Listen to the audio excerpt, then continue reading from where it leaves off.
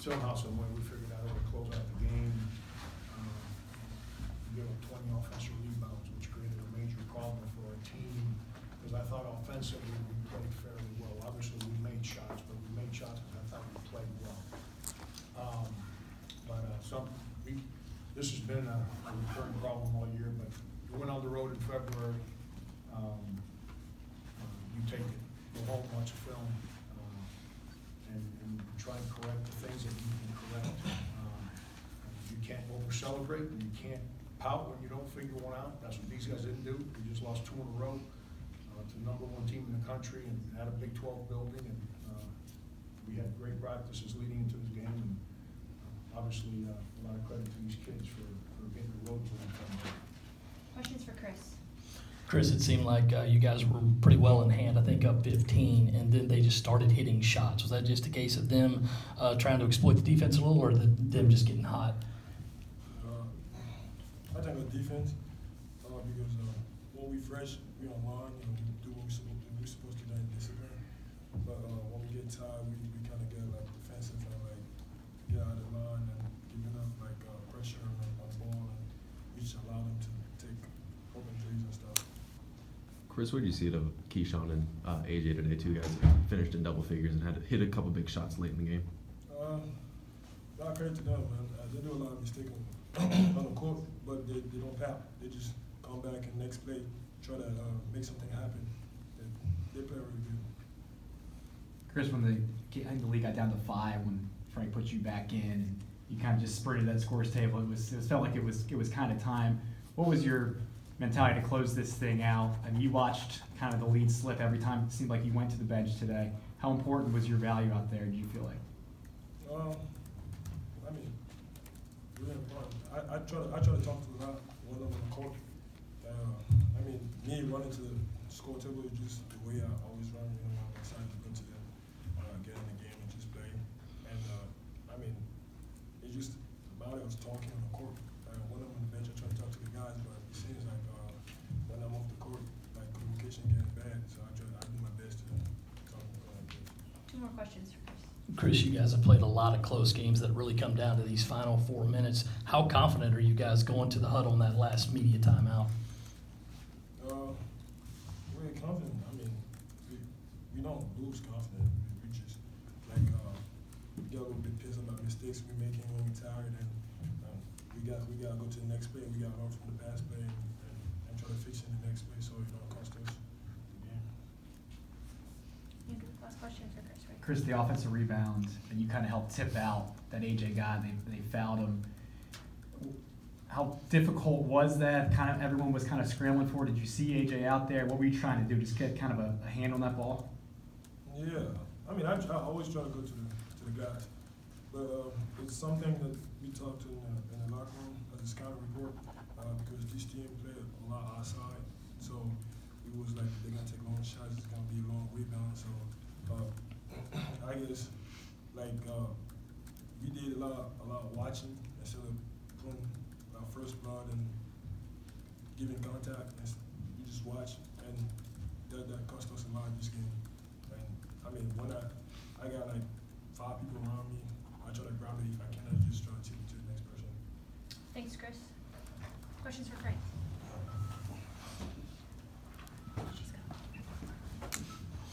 Frank, your first couple of years here, I think you talked to the kids about just get to the final 4 minutes and we'll find a way to win. You guys are really pulling that off now game after game. Besides just having a lot more, I guess, better talent, what's been the biggest difference in getting those final 4 minutes? Just the 3 guys that have played a bunch of games for us right now. You know, you think about today, where they kind of made a little push, and it's coming down the stretch, and Mike, who those of us that watch him play every day, we fight him to be more aggressive, more assertive offensively. He got an isolation at the elbow, and he went right at the basket and scored over Nick Claxton, which is not easy to do. We ran our sets the right way, and AJ could have panicked, and he didn't. And we waited for Sonny, and Sonny makes a big 3. And then Chris. It's those 3 guys are giving us good offensive possessions. You don't win and lose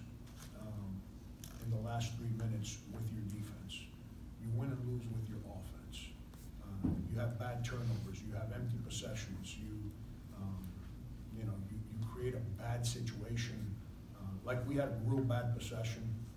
The clock was winding down, and you know, instead of Trey Campbell attacking the switch, he threw it to Felipe at 25 feet. Like, Felipe, you go do it. Luckily, Felipe threw it out of bounds.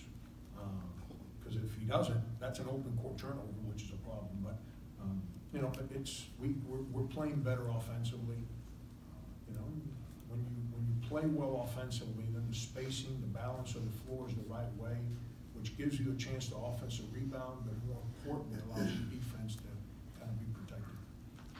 Frank, when did you know that Keyshawn was going to be good to go today, and what did you get out of him? What kind of impact did he have? Yeah, he yesterday, he came in yesterday and told the trainer, he said, I'm going to give it a go. And he got through all practice and no discomfort. I never saw him limp. The first time I've seen him limp was when I took him out of the game because he didn't box out, and that's all we spoke about in the last time out. It was like, they're going to shoot a long three. You have to box. He didn't do it. So all of a sudden his knee hurt when he didn't box out. But he's a real good kid. Keyshawn, you know, he wants to win, lets you coach him. He's grown tremendously. You know, he made some plays for us off the ball defensively today, which he hasn't really done. Today he had some blocks. He helped on some back cuts. You know, he's growing. He's growing, and obviously he made some of those layups and some of those dribble drives. And you know, I tell him and AJ all the time, you guys, you're gonna get frustrated because we're all over you to play better. But don't lose sight of the fact that you're playing 30 minutes a game. So that's life as a freshman, you know, neither one fights it, you know. Those two guys, we don't win the game today without those two freshmen. Coach's sixth straight SEC loss for Georgia. What's your view of what Tom Crean's trying to get done? Yeah, I'm glad you asked that, because I was going to speak about that. You know, obviously, this is my 7th year in the league, and Mark Fox, who was here, I've got tremendous respect for Mark.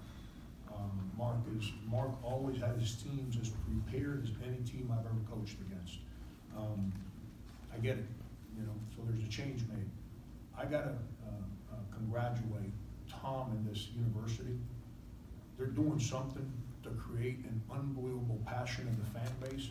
Because I'm watching film, every game, non-conference, they sold out December 31st or December 30th or something like that against a school that maybe I would have gotten a chance to play for. And I'm not trying to be disrespectful, whoever the opponent was. That's big time. And that's one thing this league has been missing is you know, I get tired. I know Tom don't want to hear it. Tom's my friend. I respect the heck out of Tom. I don't like hearing it. Oh, your fans will come in January. Man, come on, man. We got to coach in November and December too. Our kids practice the whole month of October. We don't want to hear that. This school obviously has gotten on board to help Tom. And I think, I don't need to tell you, you guys cover his team. Those kids are playing their hearts out right now. They're playing different, so they're learning how to play differently than they used to play with Mark. But you guys keep this environment you got going on here and helping, and when I say you, obviously I'm not referring to the media, I'm referring to the University of Georgia. And helping Tom as he brings that enthusiasm he brings. This is going to be a hard building to come in here and play. It was hard today, and it's only going to get harder. We'll do 3 more questions.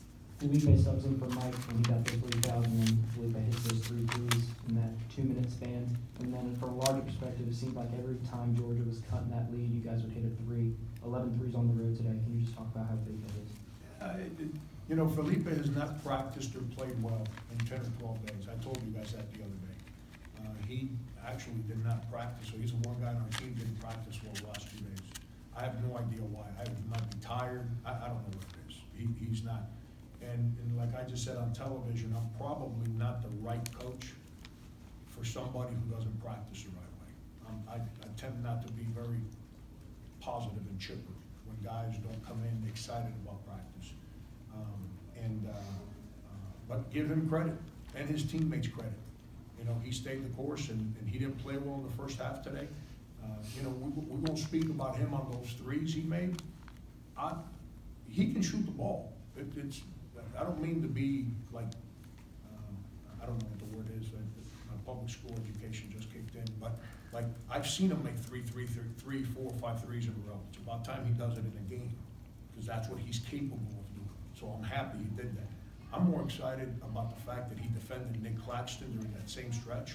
Probably the best stretch of defense he's ever played in our uniform. You know, because Nick is a handful, and he did his job there. And I'm happy that the ball went in the basket during those 3 shots, but I know he can do that.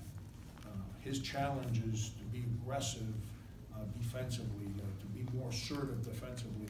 Like Kotsar's assertive defensively, we need him to be more aggressive offensively. Philippe is the opposite, and obviously he played real well in the second half to help us. Coach, you mentioned after Tennessee, Hassani really didn't have a great week leading up to that, and then Oklahoma State. What did you see out of him, I guess, over the last 2 days in practice, and what did you get out of him from the game today? That's where he's grown.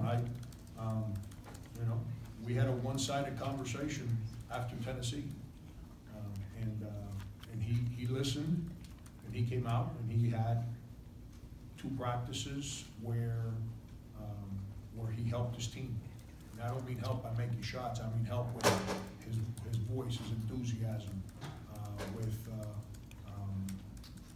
being where he belongs, things of that nature.